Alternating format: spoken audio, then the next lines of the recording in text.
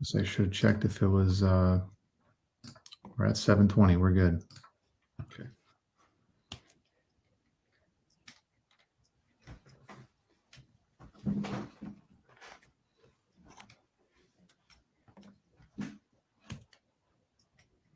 How's it going, everyone? Thanks for showing up. I don't know where everyone else is at. In Wisconsin, we're starting to get warmer weather. It's warming up. The sun's out. It's a good feeling. You know what? We didn't share it on Instagram that we were doing this. I did. I threw it up Did quick you? on the story. Yeah. Oh, my bad. You could share that. You could share that quick. Give us a little more buzz, but Yeah, I'll do it right now. Hang on. For some reason, I don't think I got, or maybe you didn't tag me. I didn't tag you. I don't think I tagged you. Sorry. No, you're good. But 13 views on the story. So Okay. it's out there. A little last minute, but hopefully we still got a few people joining us. We're a day early. We know, but timing works out that way, and we still got some great stuff to talk about today.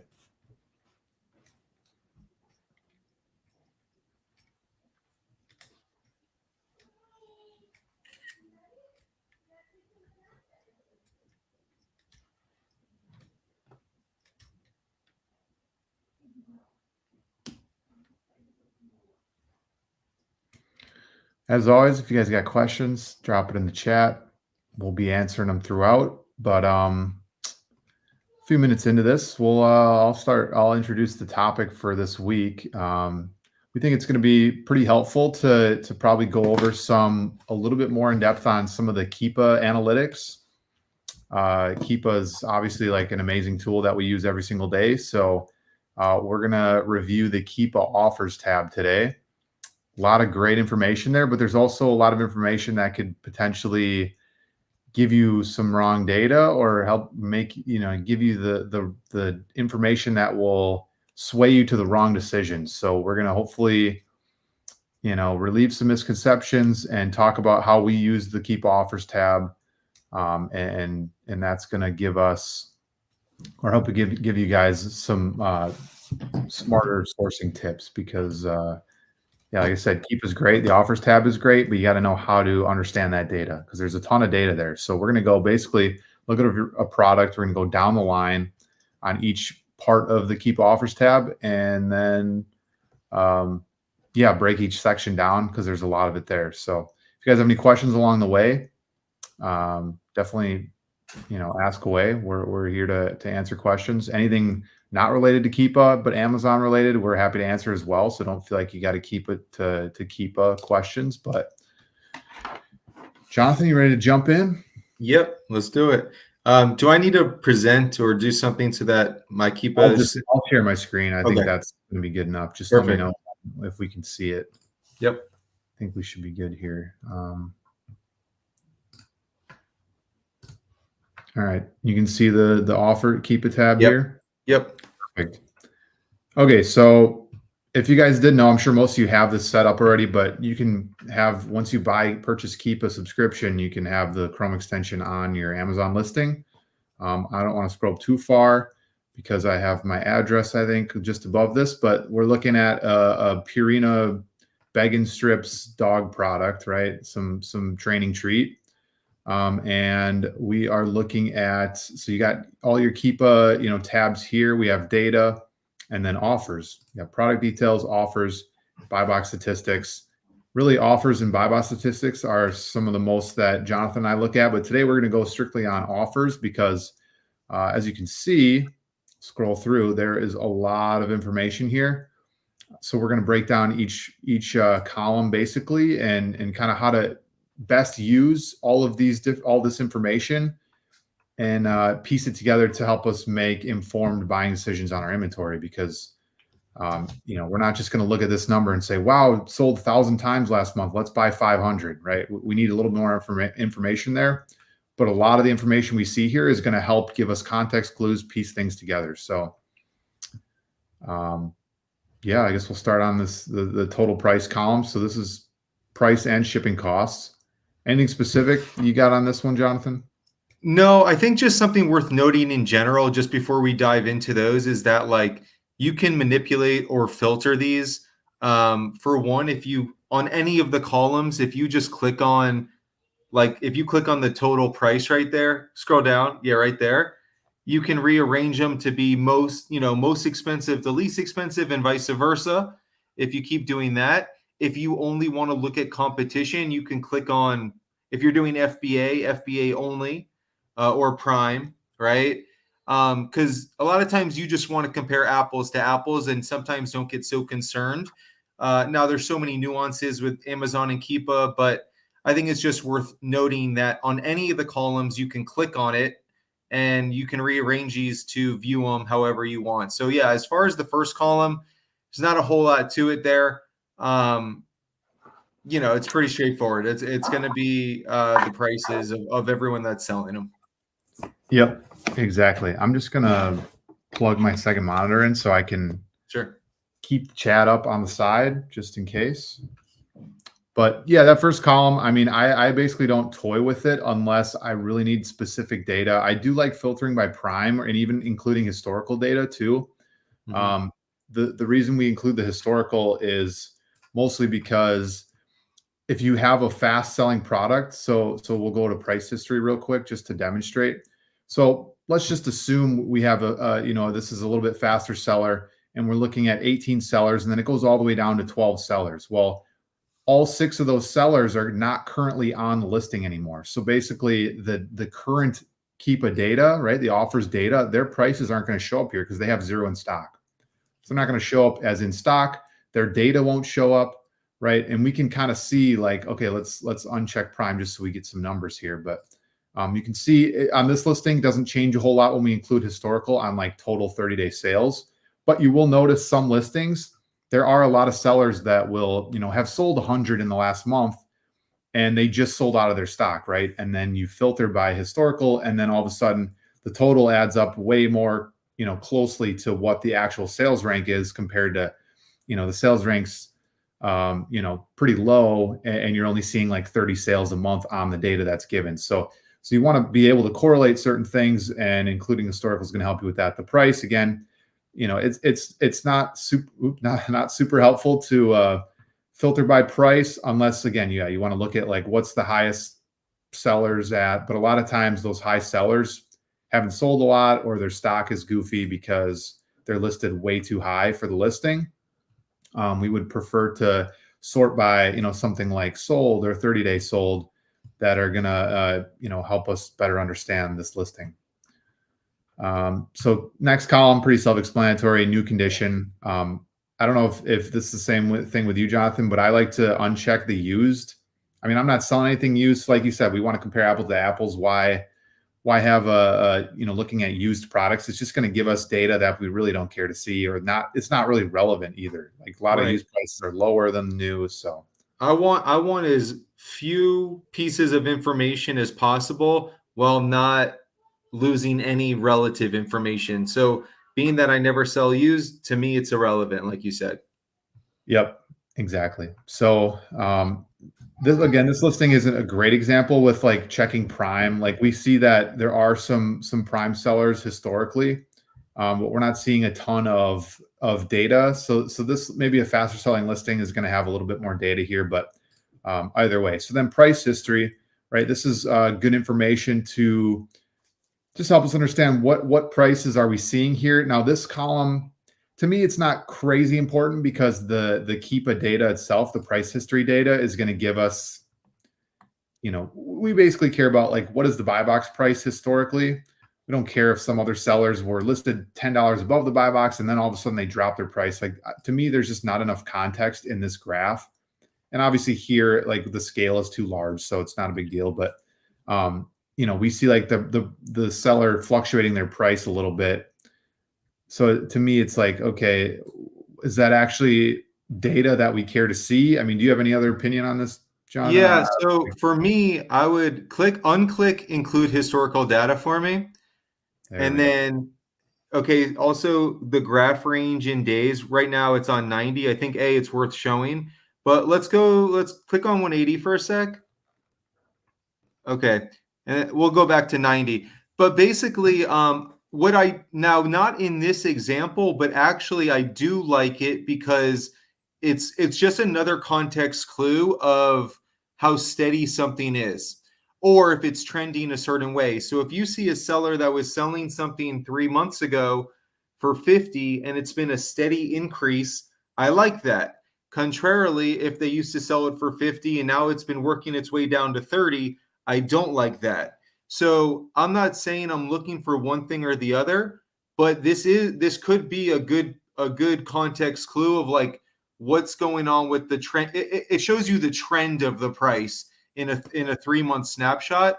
So without like diving in too much, I think it's a good visual cue. Not like a super valuable one, but definitely for a visual clue. Sometimes I like it. Yep.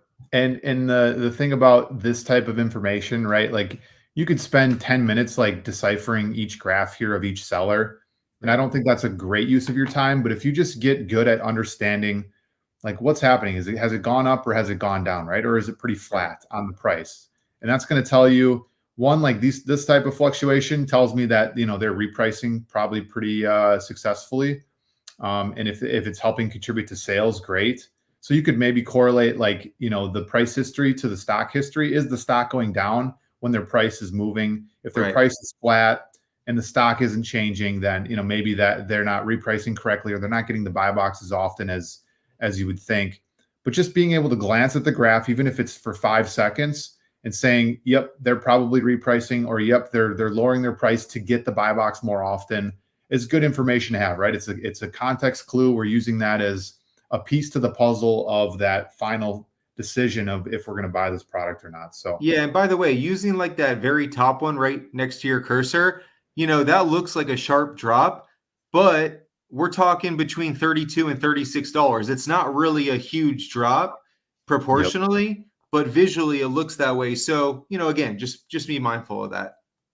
yep, and yeah, you look at this stuff enough, like we just said. I mean, you're gonna be able to see that. You see, oh, looks like a steep drop. 5 seconds of analysis, we see 36 to 32 percentage wise. If they have a low enough buy cost, like they can probably afford that drop, and it's not a big deal, right? Right. And maybe to you, it's the same way. All right. All right. So stock comp. So now we're getting into the data that's I feel has the biggest influence on my decision making on purchasing products. I'm going to think Jonathan has a similar reaction to that. So Are, I'll are try we to. on sold or stock, Alex? Which, just so we're all on the same. We'll start with sold, Okay. and then we'll kind of tie it into stock because Okay. I Okay. think there's a pretty big correlation there. Just making sure. Got it. Yep. Yeah.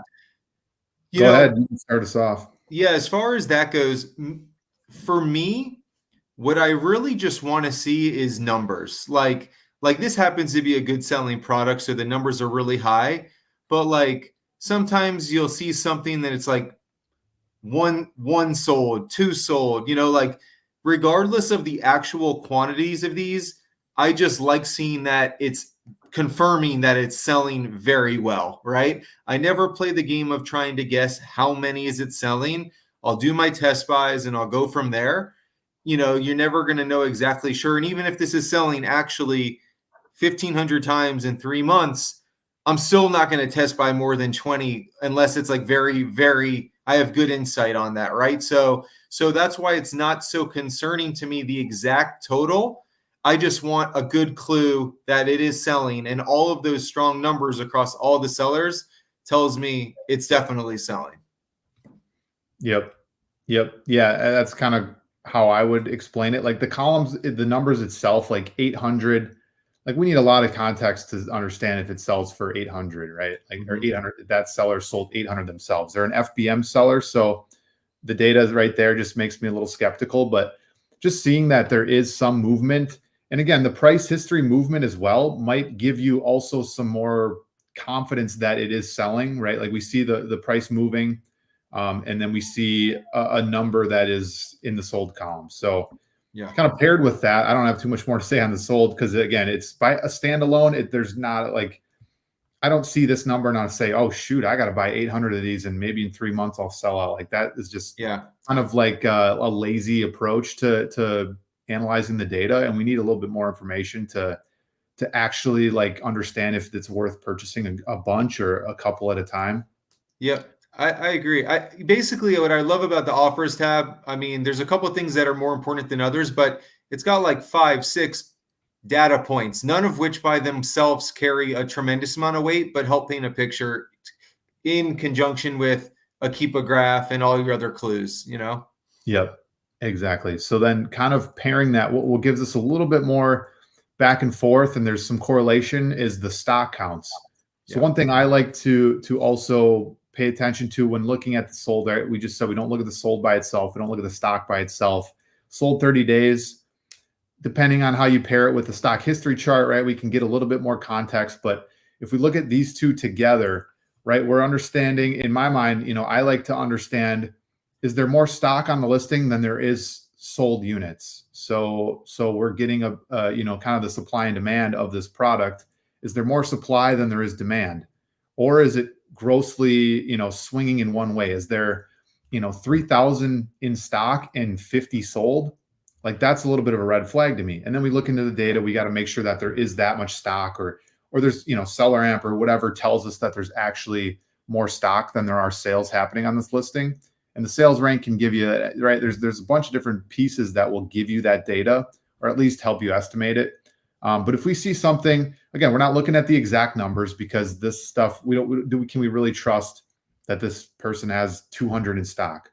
Maybe, maybe not. I feel like that's a lot to have in stock on a product that, I mean, we'll kind of look at the graph here. It's a 60K rank in pet supplies, which isn't great. If you sell pet supplies in the past, it's only like 30 to 50 sales a month. So this data here is a little confusing, but we do see like a correlation between, we don't see this sold number being way higher than the stock, or we don't see the stock being way higher than the sold. So that's kind of how I analyze the data. I don't know if you do anything different, Jonathan, but basically I'm just checking. It's kind of like a gut check on the supply and demand on this listing.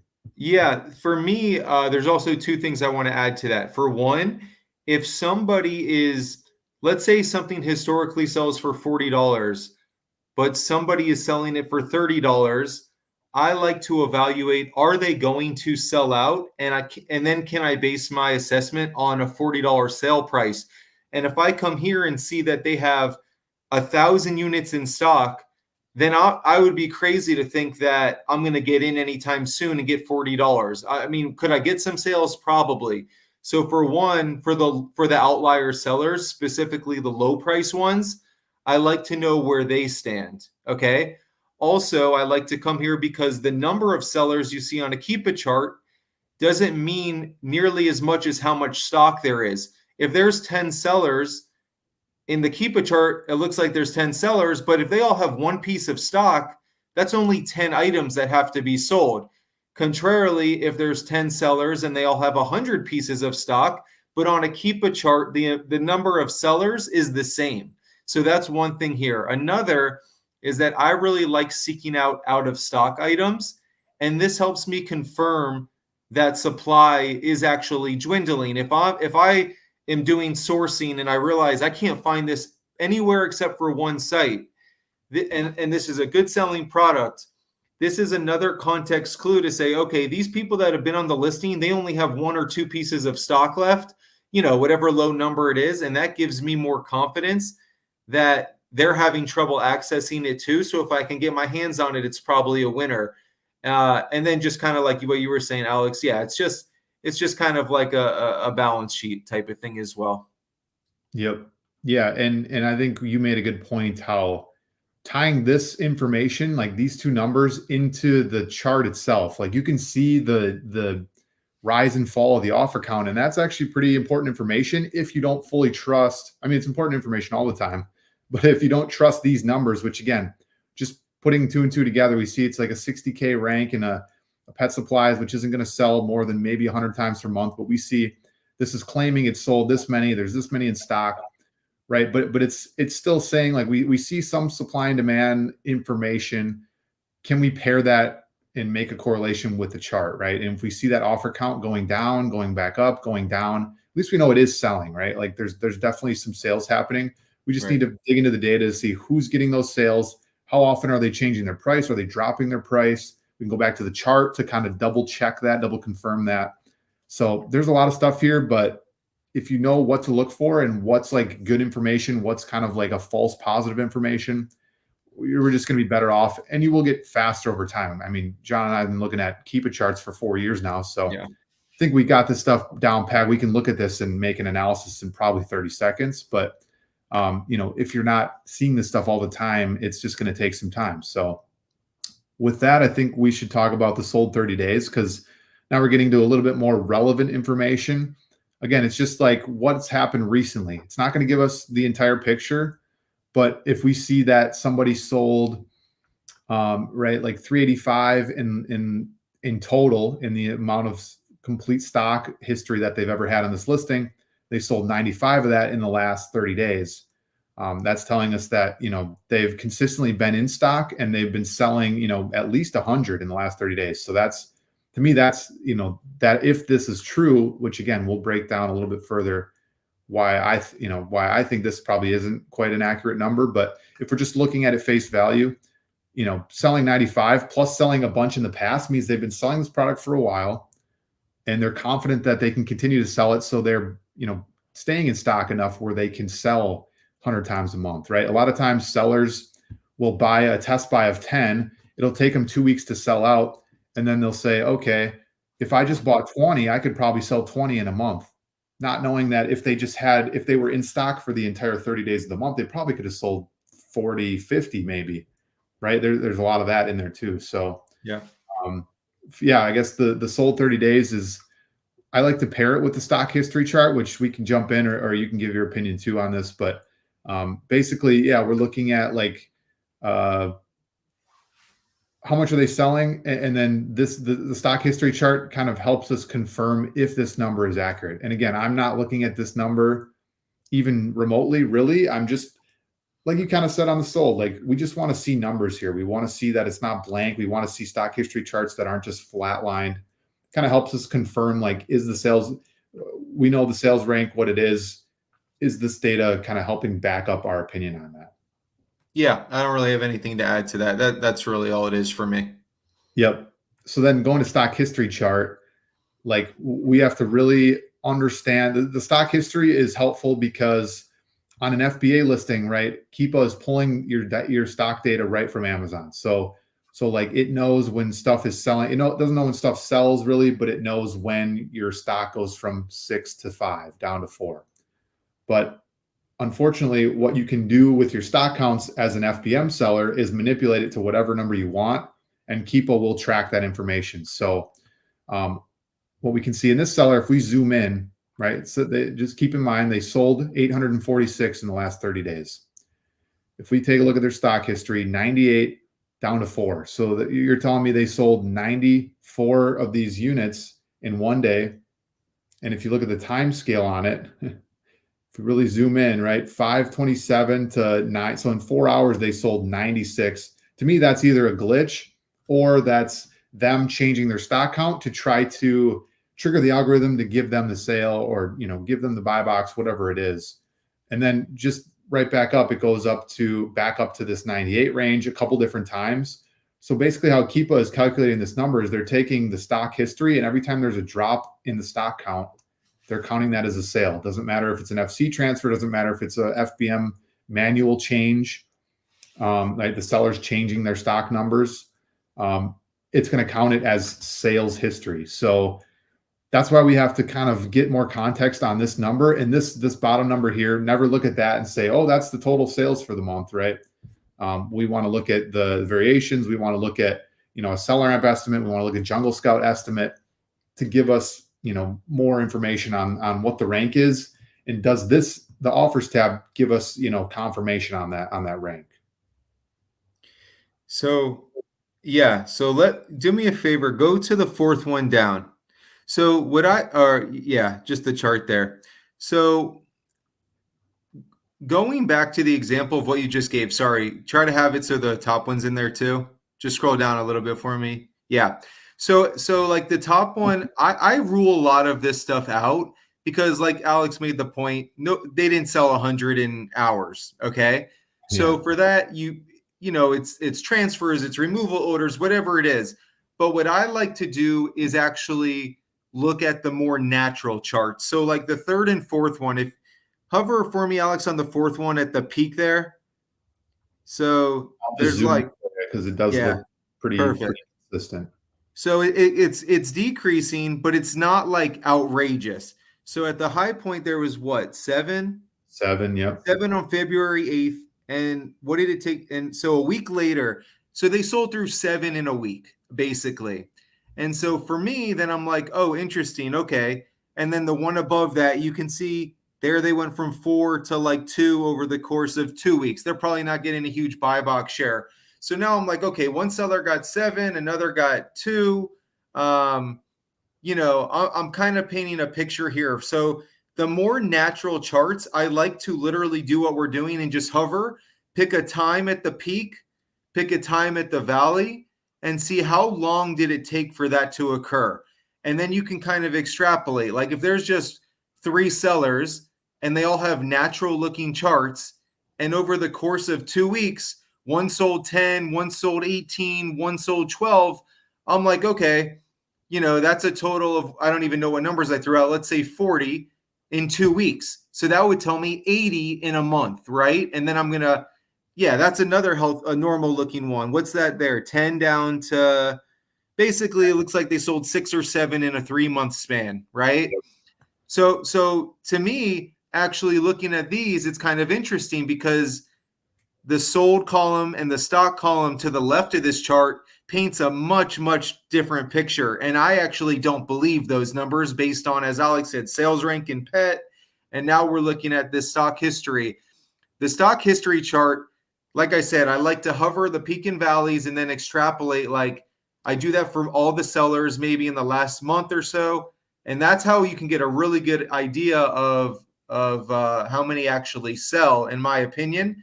So the ones that are natural can be very valuable. Yep.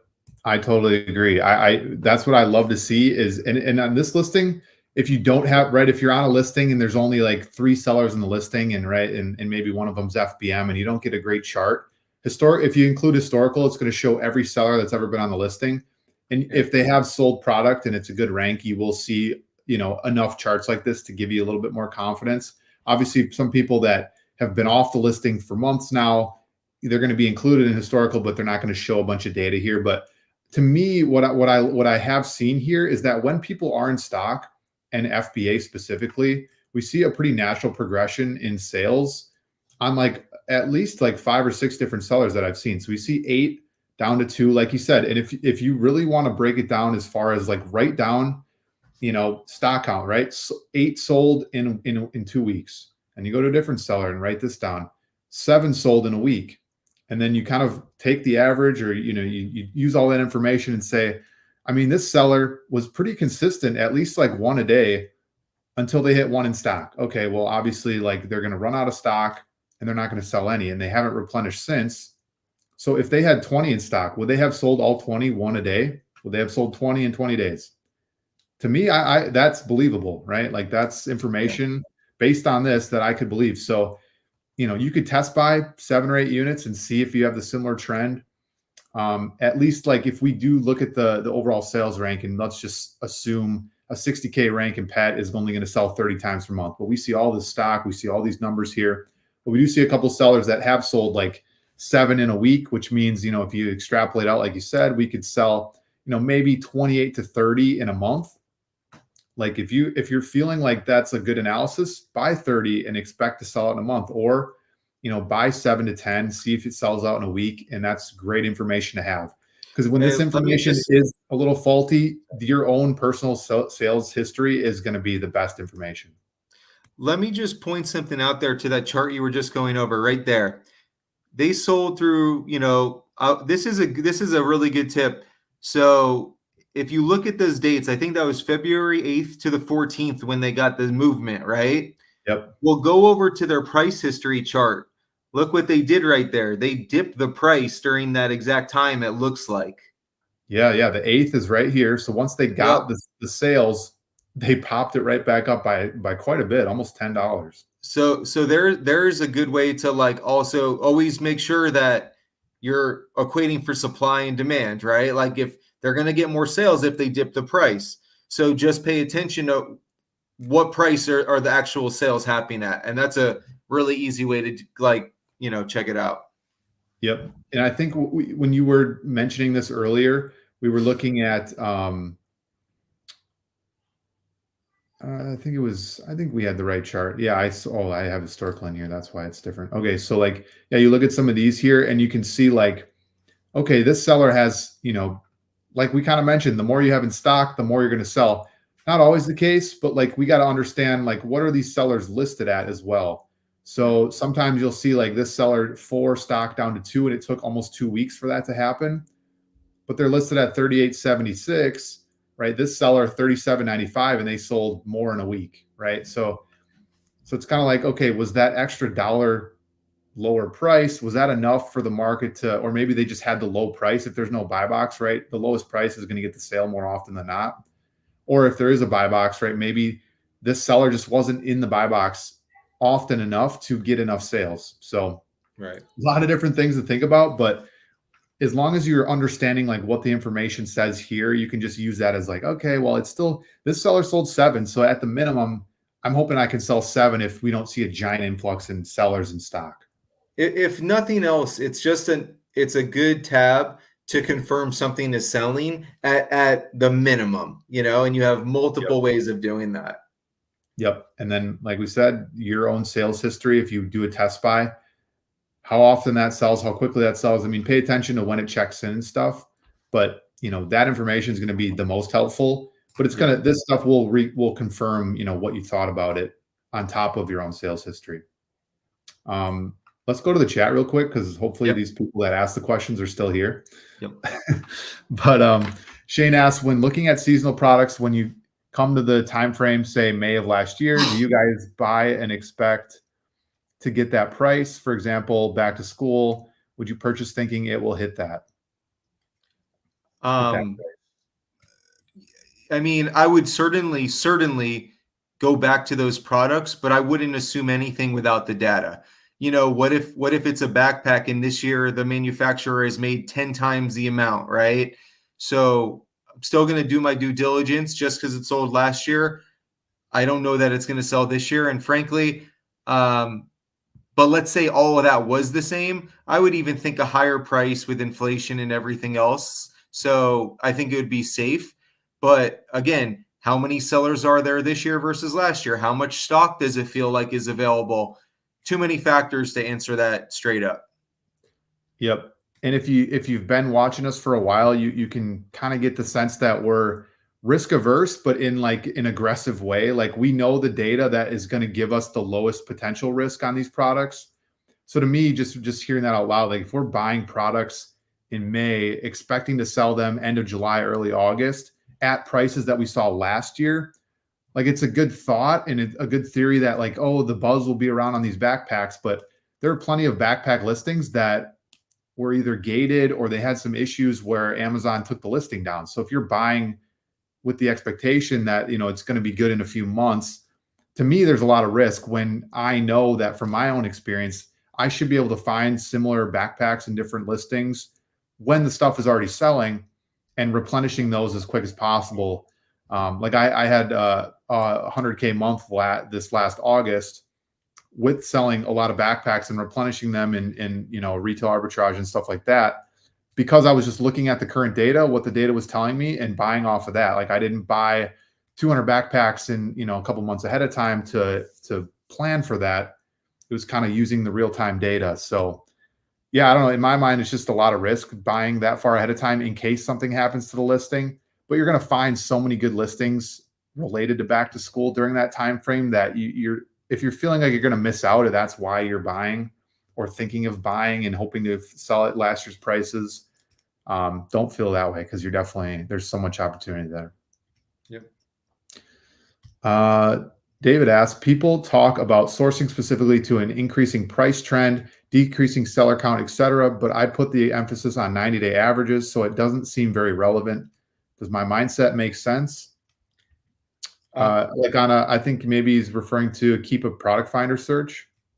Or I think just in general, he's saying like, if I buy something today, I'm going to buy it based on the 90-day sale price, you know? Sure.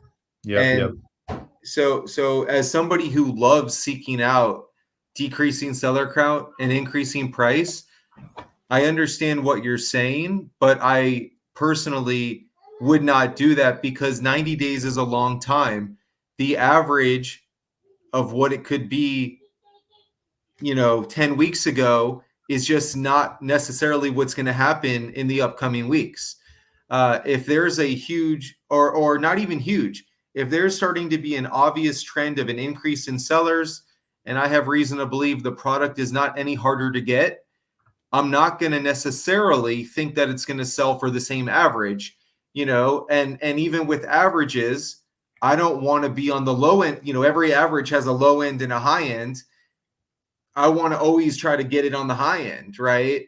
Now it Yep. doesn't always pan out that way, but I think it's very important to look at where you're at right now and know that things don't go live 2 weeks from now. So if you ignore the trends and just play the averages, it might pan out for faster moving items, but personally, I don't subscribe to that. Yep. I'm kind of in the same boat. I feel like you explained that pretty well.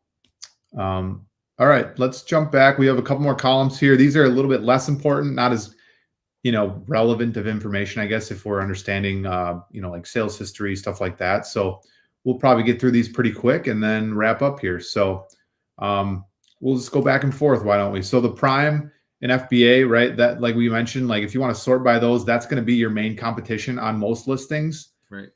There are going to be some FBM sellers that maybe undercut the price. They're getting the buy box share. But for the most part, FBA sellers are going to be your main competition if you're selling FBA. So sometimes it makes a lot of sense to just highlight the FBA sellers, the prime sellers. And that information is going to be relevant to you because, again, for us at least, we're seeing the most consistent sales drops on the stock history on the FBA sellers versus the FBM sellers, right? We see a lot of this. The same with this seller here. It goes 195 down to 100, back up to 195, and it counted 95 sales in that amount of time. So that information, can we really trust it? So sometimes sorting by the prime is good, and that check mark just basically signifies what sellers. On top of that, it has the seller name here, their rating, their review counts. So to me, that information is helpful when you're looking at listing and who's on the listing, right? So if you see a lot of sellers that are sitting at there's 4 sellers on the listing and they all have 10,000 reviews or more, makes me question, will I get the buy box share as a seller with 100 reviews, right? Or even less than that. So that's kind of how I read that information. Do you analyze this any differently? Yeah, I don't necessarily look to it too much, but to your point, like if I'm trying to paint a picture, somebody seems to always have stock, somebody is always the lowest price, and they have 3,000 reviews. I'm saying, okay, this is probably a wholesaler and they're going to be able to beat me on price 99% of the time. So it's an uphill battle. Yep. And the only other thing I would say is that if you look at a seller's rating and it's not good, I mean, I think not good is frankly, I would say under 95%, I don't know. Unless they're a new seller. I mean, I can Yeah. see someone with 10 reviews having like 90.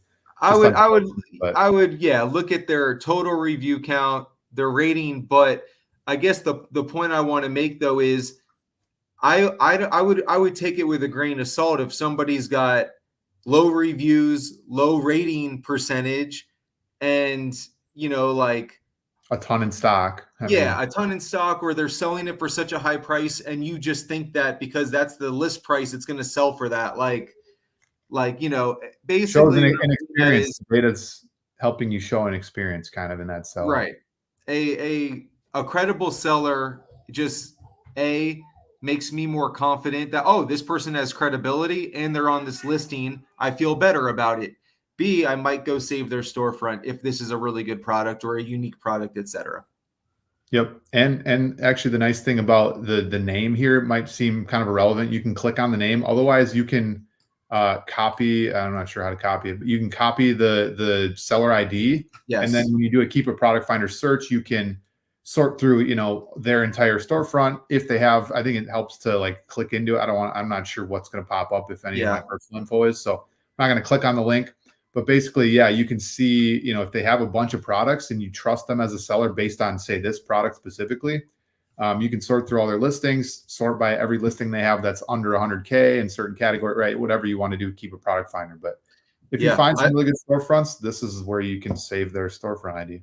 I love doing that. Yeah, I mean, I said it to be easy, but you save the code and then you plug it in to keep a product finder, like Alex said, and literally, not only do you have their entire catalog, but now you can filter their catalog. Which of these products has a decreasing seller count, increasing price, and I give them instant credibility because they have a great rating and they're on a listing that I know is a little unique. So like in that game, just you can play that game all day long. You'll have infinite amount of seller storefronts to look at if you're Right. if you're on a good listing. I mean, we can go just historical too if we wanted. And there's just going to be Right. like, if you find that this is a really good listing and you're just looking at all the FBA sellers, right? I mean, there's going to be tons of them to look through, and it could be as quick as, they only have 10 products on their storefront, Right. right? Skip it and then go on to the next Yeah. one. But there's a ton to look through. It's going to give you a lot of great information. Whoop. Let's okay, so there's a couple more columns here. Kind of cool information. We'll talk about it. You guys can kind of make your decision on whether or not it's relevant to you. Maybe it is, maybe it isn't, maybe it's listing dependent, but obviously this stuff don't have a lot of information there. And we haven't really talked about like configuring the columns. There is more information you can provide. You can have, if Amazon is on the listing, some of the time you can have like their out of stock percentage, similar to stuff that you'll see on like a Keepa product finder search. You can filter by a lot of that stuff on these columns, which is great. This is just all the things that I have available because, again, most of the information I'm looking at is in this section.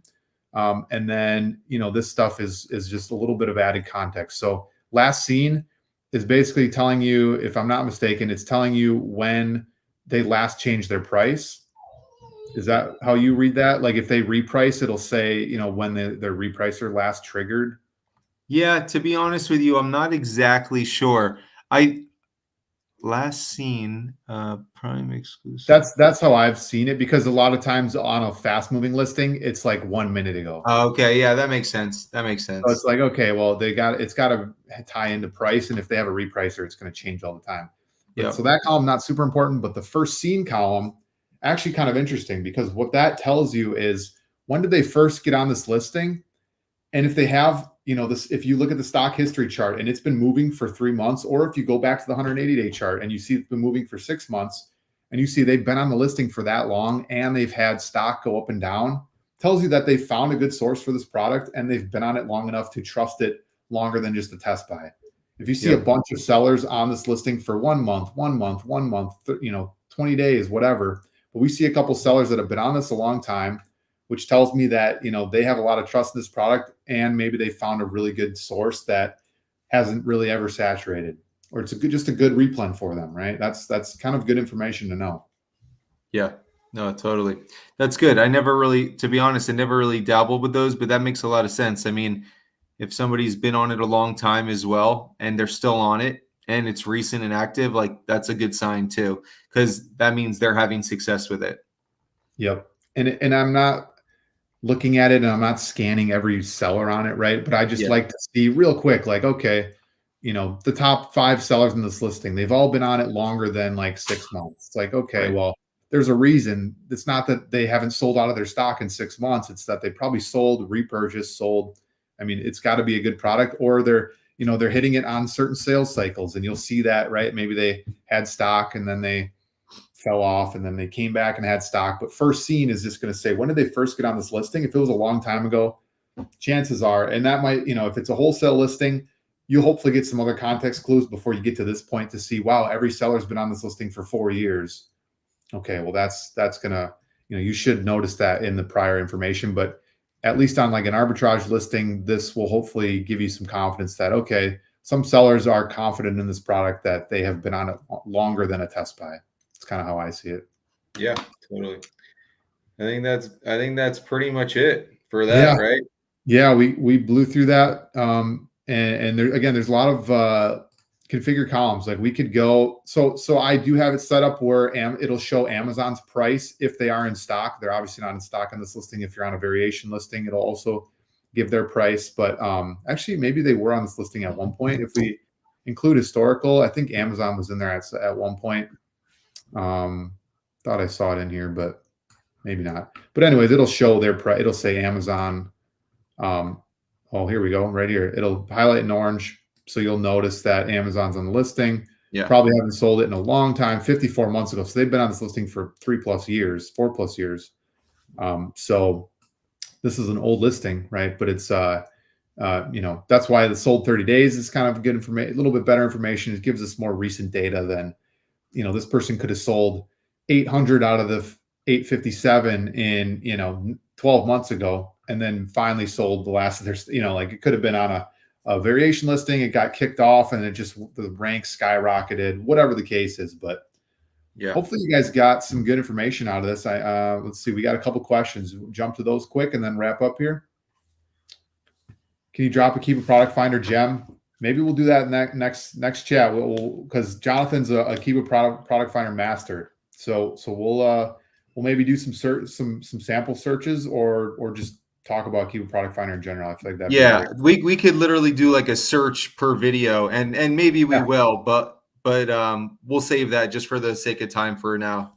Yep. Shane, thanks, fellas. Good insight on longevity of sellers. We'll take a peek on that moving forward. David, is there any way to get a Keepa product finder search, see if there's a gap in price from the lowest offer and the second lowest? Not sure. We might have to look into that. I don't think that you can filter it by seller A versus seller B.